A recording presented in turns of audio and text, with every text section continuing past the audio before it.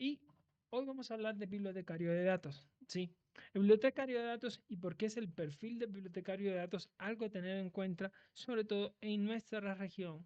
A partir ya de 2025, 2026, yo proyecto que sobre ya 2027 va a ser algo relativamente de mucha fuerza, mucha importancia, sobre todo en las bibliotecas universitarias. ¿Por qué vamos a hablar de esto? ¿Por qué tenemos que hablar de esto? Primero es que cuando hablamos de bibliotecario de datos, está enmarcado una problemática específica y muy real. Y es que la investigación científica a día de hoy depende 100% de los datos. Y esto con el tema de la inteligencia artificial creo que se acentúa mucho más. ¿Por qué? Porque efectivamente tú puedes hablar, pero te hace falta tener un sustento. Todas las investigaciones científicas, las que tú desees, se basan en algo y es exclusivamente se basan en los datos, ¿sí? Entonces tenemos que tener en cuenta que la ciencia depende 100% de los datos, ¿sí? Tú tienes una investigación y como tú demuestras lo que estás realizando, lo que estás investigando con los datos de esa investigación, ¿sí? Entonces es muy interesante porque los datos son a los que menos atención se les prestan durante un proceso de investigación y son los que nadie recuerda, a los que todo se le olvida. De hecho, usted puede hablar con cualquier investigador y, no sé, que tenga un artículo publicado hace unos 4 o 5 años y usted pregúntale, deme los datos de esa investigación. Estoy seguro que más del 99% les va a decir que no los tiene, que se le perdieron, que estaba en otra computadora o que eso era de una sola persona y que ya no se puede acceder. Imagínense lo que significa. O sea, la ciencia depende de los datos y esos datos en muchas ocasiones no se tienen. Esos datos generalmente se pierden y es muy normal que se estén perdiendo porque no hay una cultura de gestión de datos de investigación y a eso es lo que vamos, ¿no? Ese es el perfil. Ese es el bibliotecario el que tiene una nueva oportunidad de conquistar la ciencia. En este caso, las universidades, repositorios y centros de investigación siempre van a requerir este tipo de perfiles, porque vamos a investigar que a cada minuto, a cada día, se presentan cientos y cientos de proyectos de investigación, pero muchos de estos están financiados por gobiernos. ¿Sí? Estos gobiernos dicen, yo necesito más transparencia. ¿Cómo yo garantizo la transparencia durante el proceso de investigación? Exponiendo los datos.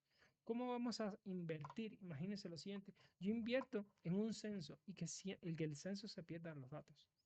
Ok, yo hago una investigación sobre los hospitales o sobre cualquier otra temática y que esos datos terminen perdidos. Son horas y horas de trabajo que finalmente sí se publicó, está en un paper, pero lo que sustenta ese paper va camino de o sea, del olvido. Esto no tiene que suceder. ¿Por qué? Porque imagínense que una persona va a trabajar en algo similar y esos datos le hubieran servido. Entonces, es toda una problemática en el siglo XXI hablar de datos. Los datos es lo más importante. Nos sostenemos sobre los datos. Las decisiones que tomamos deben ser basadas en datos para poder proyectarnos a futuro de una mejor manera. Entonces, otra cuestión importante, que las bibliotecas ya estamos pasando de gestoras de información a algo tan básico como lo que tuvo que haber sido siempre a mi gusto, ¿no? Gestoras de datos. ¿Por qué hablamos de gestoras de datos? Porque si hablamos de la triada de información, ¿se acuerdan? Esta pirámide que generalmente nos muestran en nuestra carrera de datos, información, conocimiento y sabiduría, ¿no? En última instancia.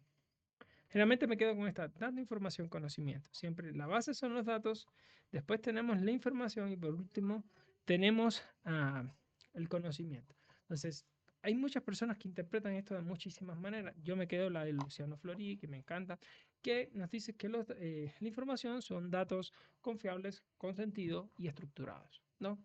Entonces, poniéndolo desde este punto de vista, los datos es lo primogenio. O sea, es la base para construir la información y nosotros somos gestores de la información. Entonces, ¿por qué no habíamos hablado? Vamos a ser gestores de información, pero no somos gestores de datos. Entonces, sí tenemos que ir cambiando, tenemos que ser también gestores de datos, porque esa es la base, es la pirámide, ese fin es lo más grande que existe. A partir de ahí construimos la información y a partir de la información, que es cuando la información se interconecta, empieza a hacer conexiones, ahí tenemos conocimiento.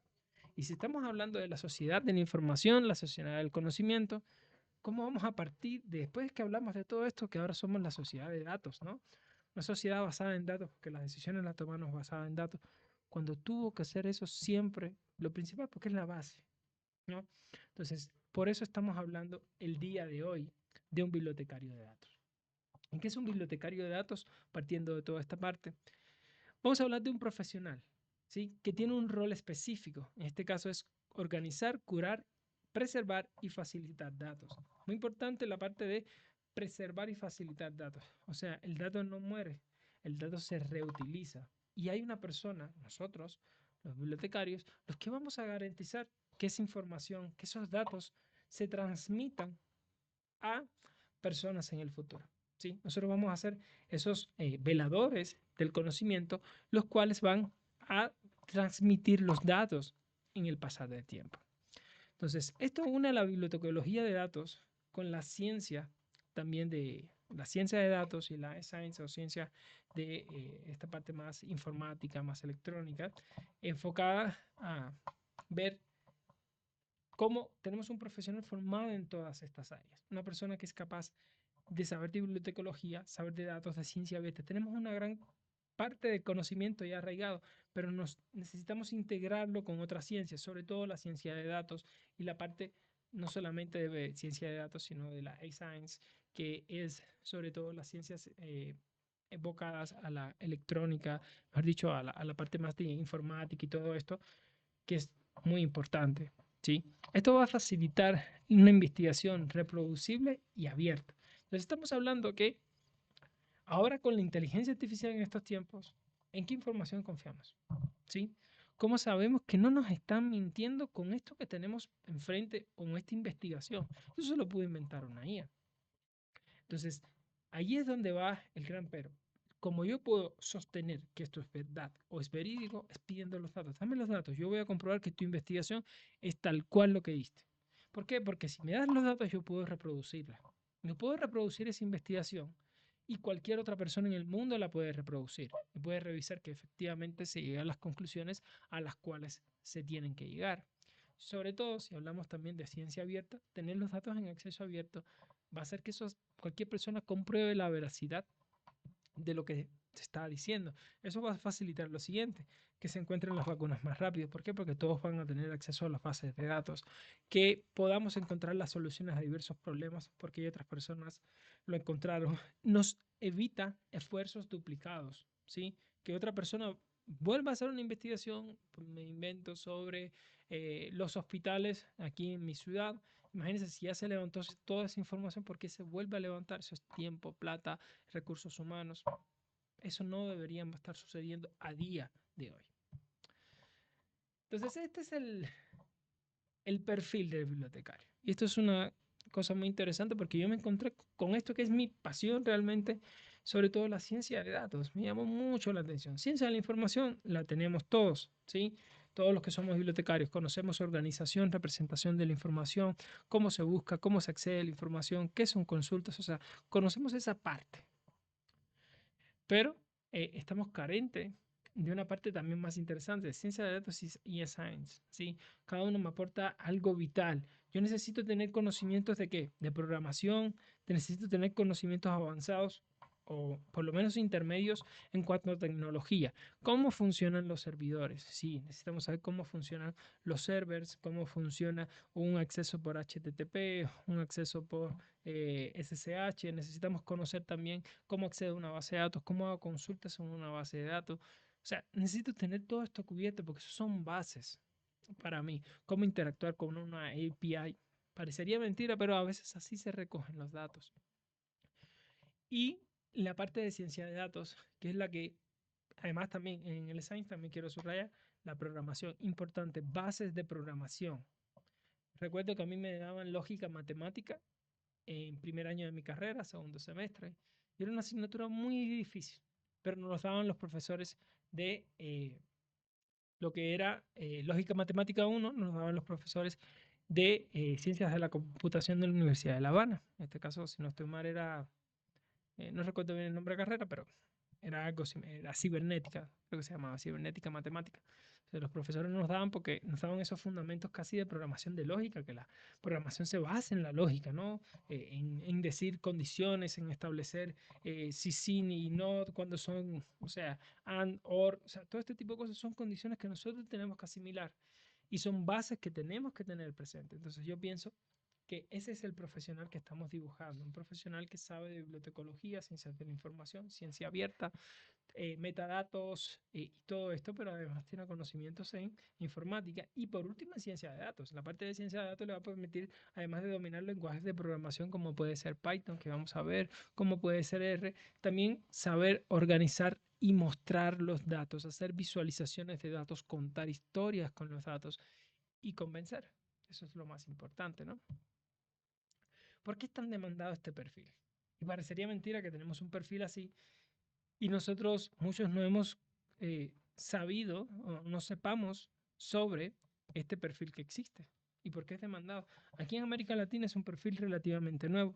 Yo vengo hablando de esto, como les digo, desde 2021, sobre todo tratando de crear un poco más de conciencia, pero no es por mí, sino porque es a futuro en las bibliotecas, sobre todo en las bibliotecas universitarias y centros de información y revistas, esto va a ser un perfil obligatorio, ¿sí? Estoy más que seguro de esto. Lo primero que tenemos es un crecimiento explosivo de los datos. Imagínense cuántas publicaciones se realizan a día de hoy. O sea, son cientos de miles de publicaciones, valga la redundancia, se publican en revistas y en muchos otros, en repositorios y todo esto. Entonces, tenemos mucho. Otro, tenemos que, esto es lo más importante para mí, son los requisitos de financiación. Tanto en Europa como en Estados Unidos, todos los proyectos públicos por obligación tienen que publicar sus datos de investigación. Entonces son requisitos que van a hacer que poco a poco se empiece a adoptar esta cultura. Y esta cultura sí deberíamos tenerla porque, como les digo, ¿por qué se enfoca sobre todo en la parte pública? Porque estamos gastando recursos públicos. No podemos después tirarlos a la basura. Imagínense que se haya investigado sobre la cura del VIH, me invento, o la cura del COVID. Y después esos datos que yo tengo se pierden. ¿Qué pasa de aquí a 10 años? Esa investigación pudo ser de mucha importancia y perdimos esos datos, perdimos millones de dólares invertidos en obtener esos datos, que realmente la investigación se basa en eso, se basa en un análisis de unos datos determinados y los perdimos. Entonces, no debería suceder esto. Otro que tenemos que es que existe o se está imponiendo más a día de hoy, sobre todo la cultura del acceso abierto y otra de las cosas que siempre traigo acá, porque es muy importante también reconocerlo, que si es bien cierto que llegamos a la cura o las vacunas del COVID-19, todo fue porque compartimos la información. Todo fue porque los papers, los preprints se publicaban, las personas tenían acceso a la información antes que saliera aprobada y pasara 6 meses de publicación. ¿Generó confusión? Sí, pero se pudo acelerar muchos procesos de investigación gracias a esto. Y también tener la necesidad de repositorios bien gestionados. Oportunidades laborales, si les interesa, existen muchísimas. Yo hice un análisis, sobre todo en un sitio en Estados Unidos, y teníamos más de 20.000 ofertas, ¿sí? Salarios mensuales muy altos, porque es un profesional muy competente, con muchas áreas. Imagínense, tiene que conocer programación, tiene que ser el bibliotecario de información, conocer metadatos, estándares de metadatos, buenas prácticas, conocer servidores, o sea, tienes que tener un bagaje amplio de conocimientos y tienes unos salarios mensuales promedios entre los 70.000 y 100.000 dólares anuales. Generalmente tenemos que el 15% se realizan en modalidad remota. Tenemos una mayor demanda de universidades, bibliotecas digitales y centros de investigación. ¿Es un perfil a futuro? Sí. Imagínense, ya tenemos 20.000 ofertas de trabajo solamente en Estados Unidos. En Europa van a tener más. Pero cada vez los países están teniendo en Latinoamérica pronunciaciones sobre cómo se gestionan los datos.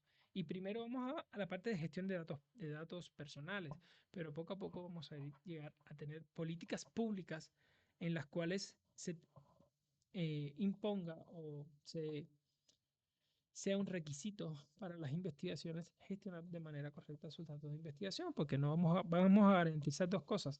Transparencia y que no se bote la plata a la basura pasado un tiempo. ¿Sí? ¿Cuáles son las funciones principales de un bibliotecario de datos? Las funciones principales, sobre todo, es la gestión del ciclo de vida de los datos, que nos vamos a adentrar sobre todo qué es el ciclo de vida de los datos, pero es que vamos a tener que gestionar desde el momento que nace hasta el momento que se reutiliza, porque el dato no muere, se reutiliza. Vamos a tener sobre todo la parte de documentación, de metadatos, de curación de datos, de preservación, de saber qué cosas son versionadas y control de calidad. Entonces, tenemos que ser un poquito todólogos, pero en este caso más técnicos todavía. También la capacitación de investigadores y el diseño de política de datos. Entonces, un bibliotecario de datos tiene que ser un poquito de todo. Como vemos, se enmarca mucho en la parte de gestión de datos de investigación, o sea, todo lo vinculado a la investigación. Entonces, ahí vamos a tener una oportunidad laboral y una oportunidad de hacer las cosas de una manera diferente. Y vamos a tener que enseñar a nuestros investigadores a que adopten esa cultura de gestionar los datos de manera correcta, porque somos un bibliotecario que podemos hacer toda esta labor, enseñar, colaborar en los proyectos de investigación para que todo salga bien, formar otras personas en esto, ¿sí? Ahora, este es el ciclo de vida de los datos, según DataOne. DataOne es una compañía que hizo un ciclo de datos y está vinculada en todo esto de gestión de datos, pero el modelo de datos para mí es uno de los más interesantes que podemos tener, sobre todo porque abarca todo desde el momento que se crean hasta el momento que se comparten o se reutilizan. Como puedes ver, está el plan, que es cuando uno planifica, es la parte más importante. Ya vamos a irlo viendo poco a poco cada una de estas etapas. Se planifica, eso es lo más importante. Siempre tenemos que hacer una planificación anticipada, porque si no hacemos la planificación anticipada, nada de lo que digamos se va a poder realizar.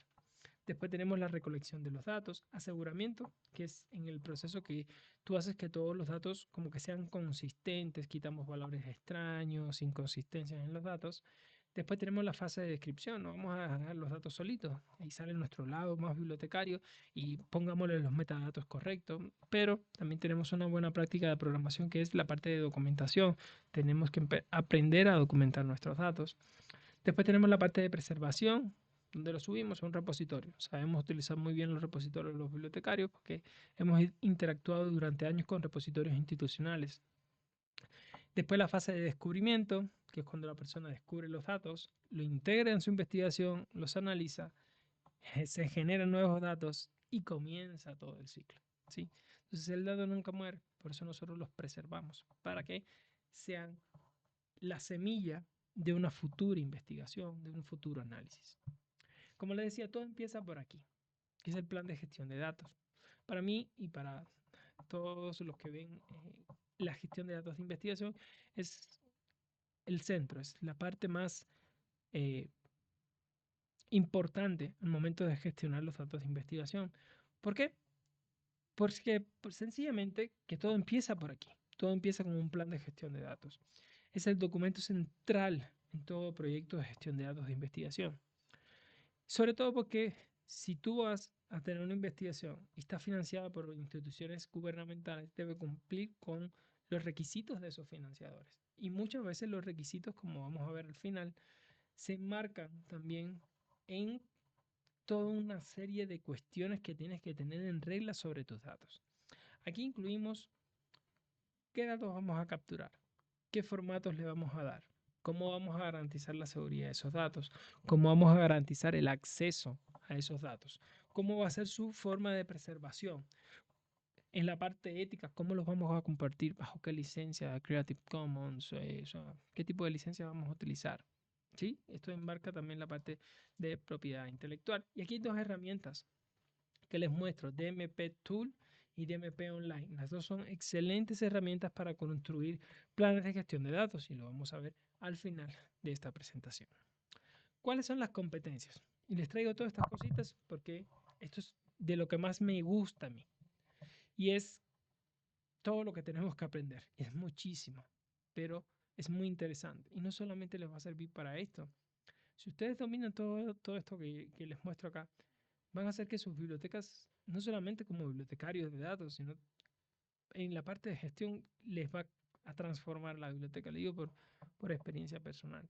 Cuando empezamos a gestionar los datos, ya no sean datos de investigación, los datos de mi biblioteca los empiezo a mostrar, los empiezo a construir, se los muestro al usuario, creo un dashboard interactivo en tiempo real que muestre cómo mis usuarios están consumiendo la información, u otro que pueda darme, o sea, siempre que darle los datos de manera correcta, cómo está trabajando mi personal en tiempo real. Es algo que va a cambiar la gestión de la biblioteca hasta ese momento. Aquí les puedo hablar sobre todo competencias en metadatos. Metadatos formados los metadatos de toda la vida, ¿no? Dublin Core. Sí, eso lo conocemos de memoria. Pero también DataSite. Es un nuevo estándar creado en el 2010 por la compañía DataSite y que propone un estándar basado en XML sobre eh, toda la parte de datos de investigación. Me voy a centrar en este porque creo que es el estándar de metadatos más importante a la actualidad y en el cual se está basando toda la parte de investigación y a futuro, para mi gusto, tal vez no muy lejano, va a reemplazar a Dublin Core, sobre todo en la parte académica, ¿no? ¿Por qué? Porque nos permite decirle algo que es imposible hacer en Dublin Core.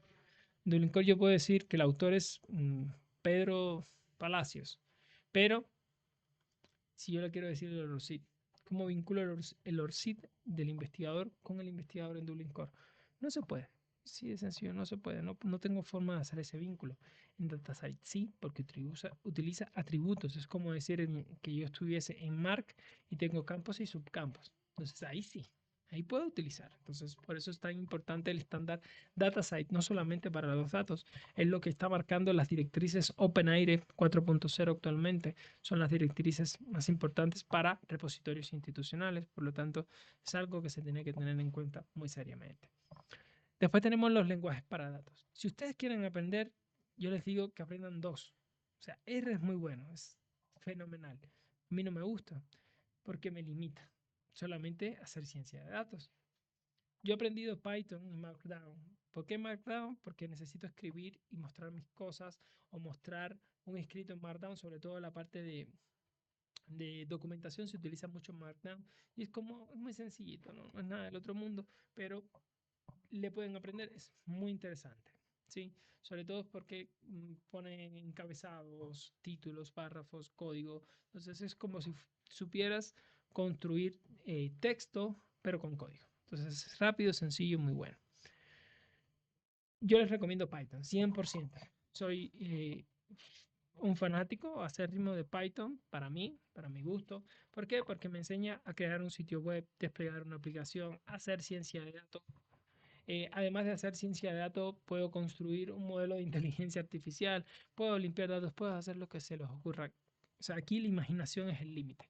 Puedo procesar información, puedo hacer visión asistida por computadora. O sea, pueden hacer lo que esté en su cabeza porque es de los lenguajes para mí más completos, aunque digan que es lento y todo esto, que además se ejecuta, no se compila, es un lenguaje interpretado, además tiene una cosa que es en informática que no te deja hacer multiprocesamiento en tiempo real, entonces hay, no puedes hacer multithread, hacer cosas asincrónicas, sino tienes que hacerlo todo muy como estructurado, pero para mí es genial. O sea, a mí ser de esto es muy sencillo, su sintaxis es muy parecida al inglés hablado, entonces entenderlo, o sea, te demoras un poquito, pero es de los más sencillos en entender. Entonces, les recomiendo 100% aprendan Python, les va a cambiar la vida y a mí lo hizo. ¿Sí?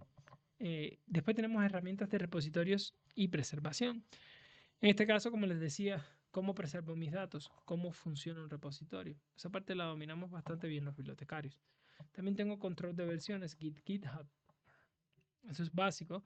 ¿Por qué? Porque necesito saber cómo avanzan mis datos y cómo avanza todo mi proyecto.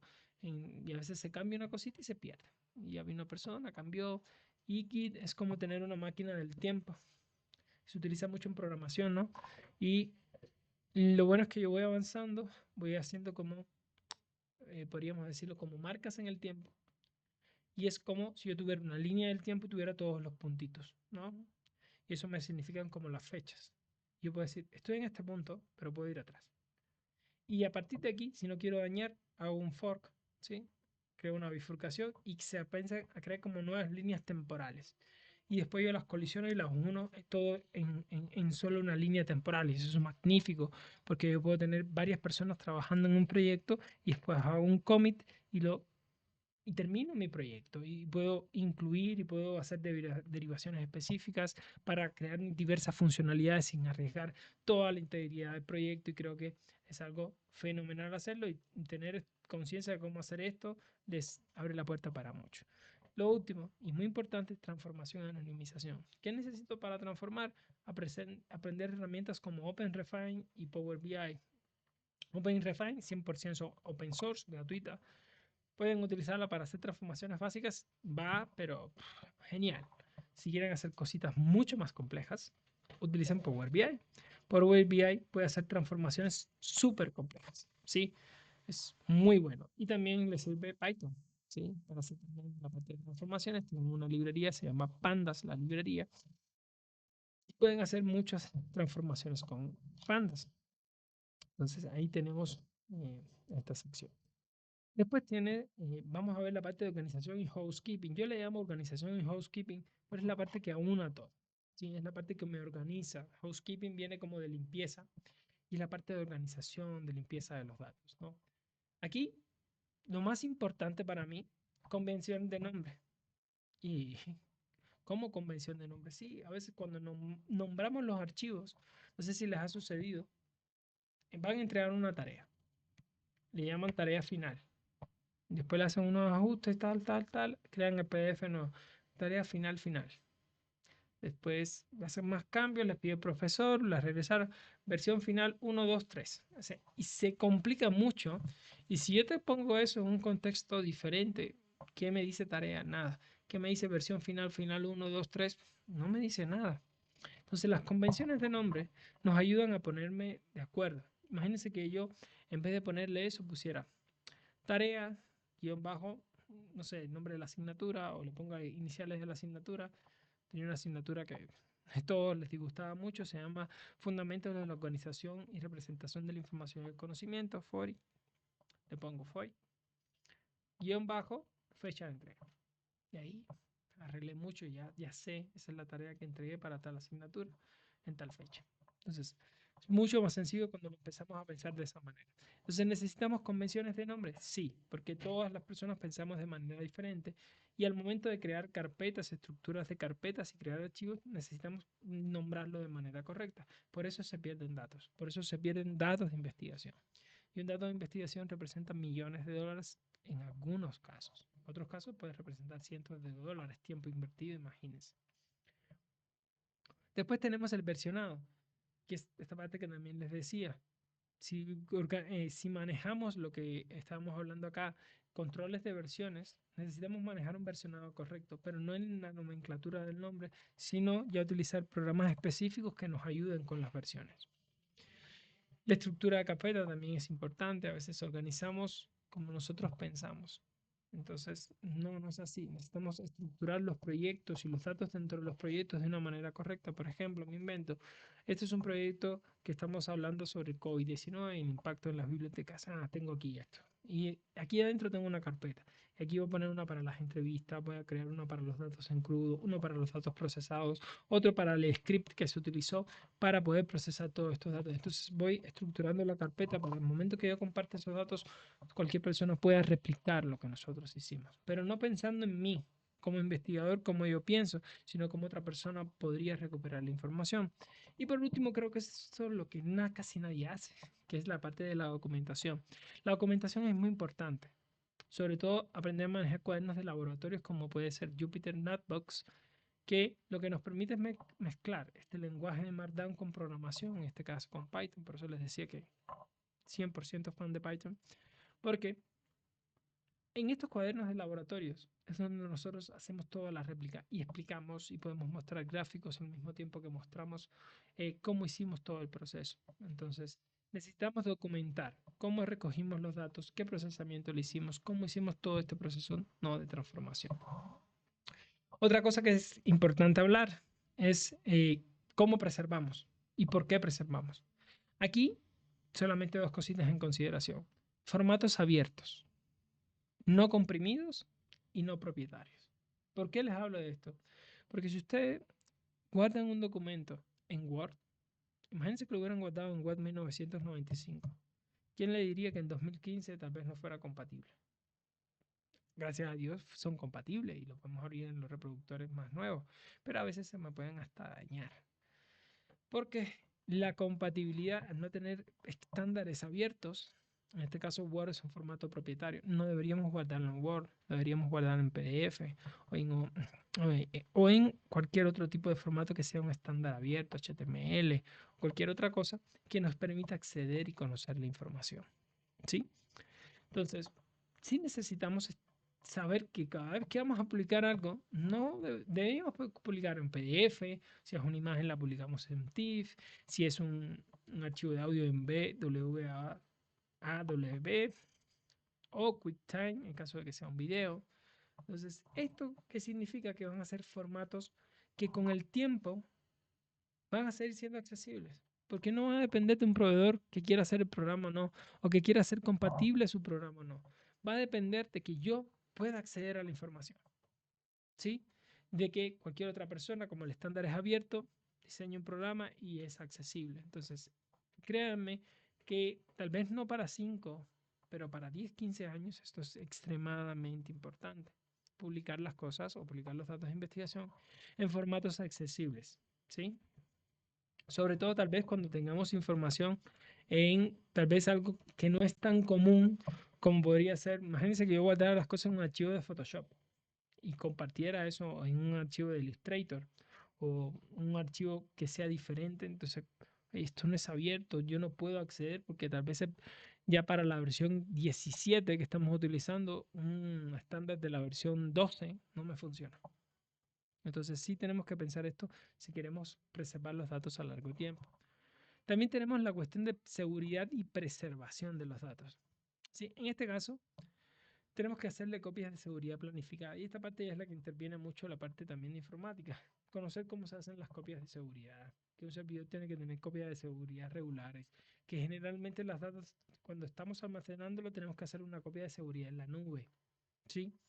Que si no queremos que se acceda a la información, porque es información confidencial, podemos cifrar los datos. En este caso, inclusive el ordenador, recuerdo que hay un software, por ejemplo, tenemos un sistema basado en Linux, se llama Pop OS, que te cifra el disco duro. Está enfocado en la parte de seguridad, pero te cifra el disco duro completo. Entonces, aún así, yo le saco el disco duro, tal vez parecerá de película, pero hay ciertas investigaciones que lo requieren por su nivel de confidencialidad y de sensibilidad de los datos. Debemos también almacenar de manera segura los datos sensibles y tener políticas de resguardo institucionales. Y lo más difícil e importante es crear la cultura de compartir los datos. ¿Por qué necesitamos crear una cultura de compartir datos de investigación? Primero, por el impacto científico. Sí, si yo comparto datos de investigación, más problemas científicos puedo resolver. Además de esto, probado, aumenta de un 10 a un 15% la tasa de citación para los artículos. ¿Sí? Si mi artículo publico con los datos de investigación, me lo van a citar más porque estoy mostrando transparencia. Estoy mostrando que, mira, si quieres los datos los puedes reutilizar. Puedes comprobar lo que yo hice y tú verás que el resultado. Hay mayor confianza en el investigador cuando hace esto. También que lo puedes reproducir, como si yo te doy los datos, tú sencillamente tomas los datos y puedes llegar a las mismas conclusiones que las mías. O llegar a otras, tal vez más importantes. O también se habla de algo nuevo, un fenómeno nuevo, que son las investigaciones parásitas. Son investigaciones que trabajan con los datos de investigación de otras investigaciones. O sea, no tuvo que ir al campo a recoger los datos, sencillamente trabaja con los datos de otras personas que ya hicieron eso, pero que generan nuevo conocimiento. No me gusta mucho el término de investigaciones parásitas, pero es como se le conoce. Entonces, esto va a permitir que que genere nueva investigación, se genere nuevo conocimiento, que lleguemos a resolver problemas más rápidos, más fáciles y también que los modelos de IA también se van a entrenar con todo esto, ¿no? Debemos tener también metadatos más robustos. ¿Por qué? Porque no solamente compartimos con Dublin Core, ahora tenemos nuevos estándares como les compartía, como DataSite. ¿Sí?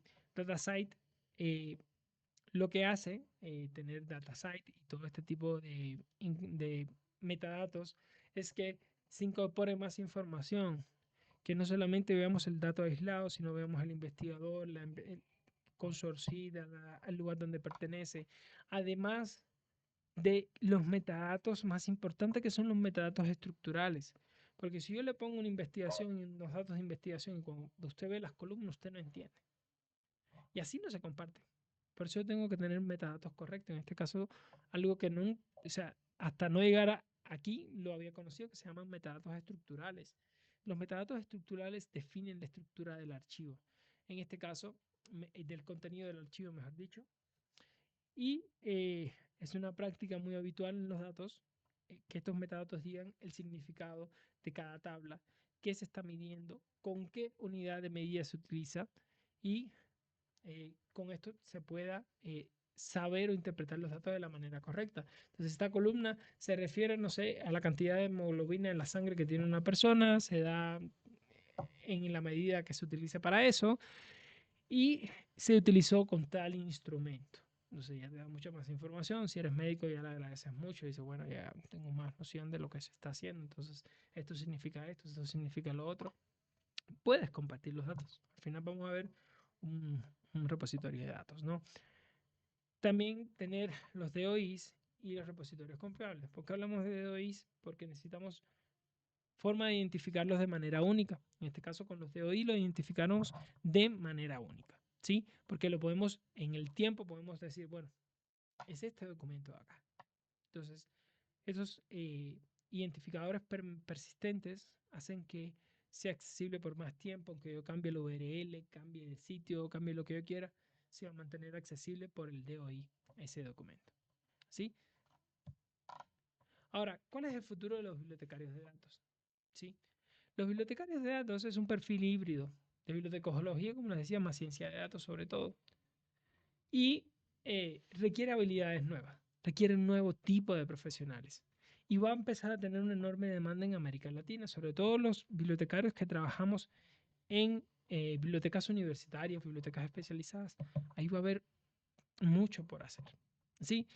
Esta transformación digital nos va a obligar a tener nuevas competencias. Entonces ya no vamos a ser solamente bibliotecarios, vamos a hacer un perfil más de analista, es un perfil muy enfocado a la programación, es un perfil muy enfocado en los datos, es un perfil también muy enfocado en compartir y en hacer que otras personas entiendan. Entonces la parte de alfabetización informacional que siempre se realiza de las bibliotecas va a tener una dimensión totalmente nueva, porque vamos a que inmiscuirnos en esta parte de la investigación y es un nuevo reto, ¿sí?